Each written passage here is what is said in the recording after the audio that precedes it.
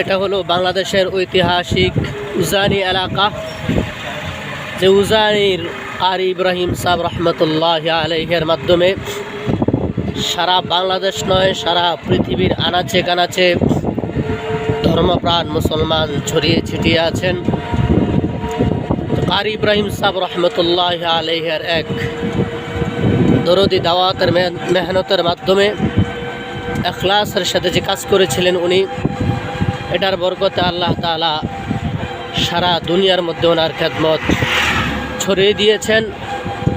কারি ইব্রাহিম সাহেব রহমতুল্লাহ আলাইহির ঘটনা আপনারা কম বেশ সকলেই জানেন। কারি ইব্রাহিম সাহেব রহমতুল্লাহ আলাই বাঘকে বলেছিলেন, বাঘ তুমি এখান থেকে চলে যাও, এখানে আল্লাহর বান্দারা নামাজ পড়বে, মসজিদ হবে, মাদ্রাসা হবে। এই কথা বলার সাথে সাথে বাঘ তার বাচ্চাকে কামড় দিয়ে পূব দিকে চলে যাচ্ছে, লালমাই পাহাড়ের দিকে। সুবহানাল্লাহ। এজন্য আপনাদের সুযোগ হলে উজানি এলাকায় আসবেন। যারা জানেন, চিনেন, রাস্তাটা দেখে অবশ্যই চিনে ফেলেছেন উজানির রাস্তা। মাহফিলের সময় এখানে লক্ষ লক্ষ লক্ষ লক্ষ সমাগম হয়। এই রাস্তা পুরা ব্লক থাকে, সারা বাংলাদেশ থেকে মানুষ আসে, সারা বিশ্বের থেকেই মানুষ এখানে আলহামদুলিল্লাহ আসেন। আল্লাহ পাক বলেছেন, কুল সিরু ফিল আরদি ফানজুরু কাইফা কানা আকিবাতুল মুজরিমিন কাইফা কানা আকিবাতুল মুফসিদিনও বলেছেন। এজন্য যদি সফর করেন তাহলে দুনিয়ারও ফায়দা পেয়ে যাবেন, আখিরাতেরও ফায়দা পেয়ে যাবেন ইনশাআল্লাহ। এক গুলিতে দুই পাখি শিকার নয়, বরং এক গুলির মাধ্যমে অনেক পাখি শিকার করতে পারবেন ইনশাআল্লাহ।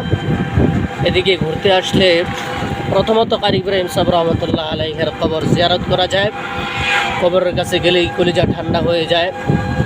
দ্বিতীয়ত দুনিয়ার যে সবুজ শ্যামল দৃশ্য, আলহামদুলিল্লাহ বাংলাদেশের প্রাকৃতিক সৌন্দর্য এখানে আসলে পুরাটাই মিলে। আসলে ইনশাআল্লাহ দুনিয়াও পাবেন, আখিরাতও পাবেন।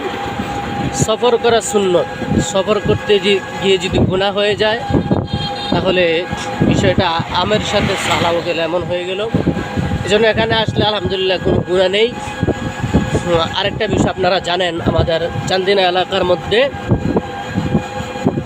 মাওলানা মুফতি ইহতেশামুল হক কাসিমি দামাত বারাকাতুহুমুল আলিয়া, উনি আমাদের চান্দিনা এলাকার মধ্যে ওই যে উজানি মাদ্রাসা, এখান থেকে কিছু দেখা যাচ্ছে। আমরা আপনাদেরকে আস্তে আস্তে সব দেখাবো ইনশাআল্লাহ। সময় করে আসছি, আল্লাহ যদি তৌফিক দান করেন।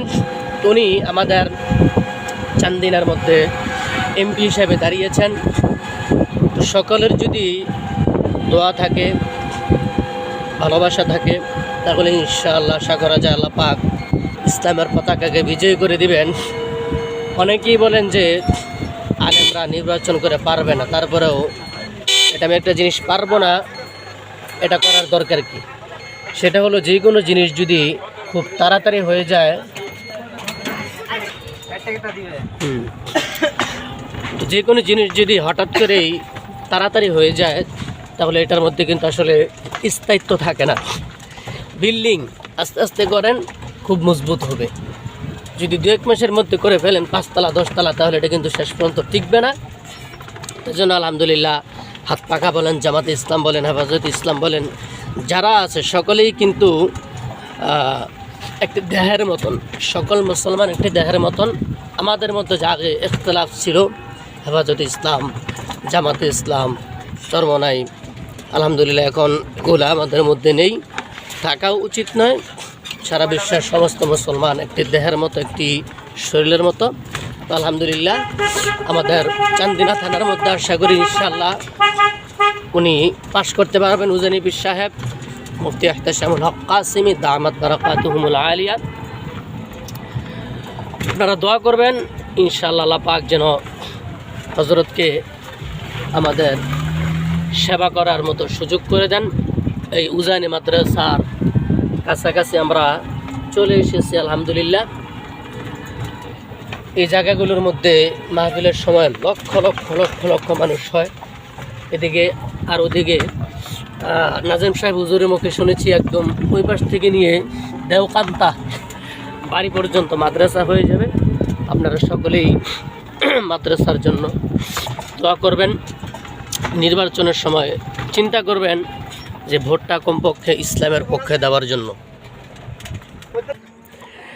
নির্বাচনের সময় সকলে চেষ্টা করবেন ইসলামের পক্ষে দেওয়ার জন্য। হয়তো এইবার উনি পাশ করতে পারবেন না, আল্লাহ পাক যদি তৌফিক দান করেন পারবেন ইনশাআল্লাহ।